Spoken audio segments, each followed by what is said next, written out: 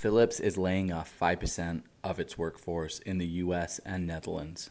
Sales have fallen at Philips over the last 5 quarters. They reported some big losses. Apparently, they had a product, a natural recall of ventilators, which lost them a ton of money. So, if you are involved in that layoff, first of all, I am sorry, but it brings up another point. A lot of times people think that going to work at a startup, for example, might be risky. So, in times like this where there is a lot of economic uncertainty, people tend to lean towards bigger brands. Now, Philips isn't the biggest brand in the world, but it's definitely recognizable.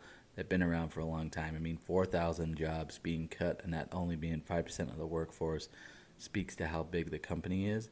But it's also a reminder that just because a company is big, just because they've been in business a long time, doesn't mean that at times like this where there's economic uncertainty, they won't start to look at expenditures and start to cut jobs that they think aren't valuable or they don't need. When you're interviewing at companies like this, it's important that you actually take a look at their financials.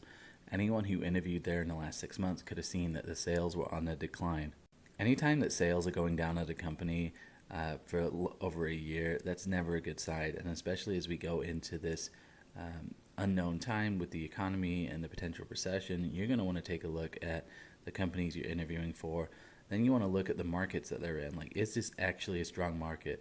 Are people in need of what we're selling, or is it just a nice have? Because there's a lot of companies right now that have nice to have products, and they're going to suffer in a time where people get more selective in what they buy.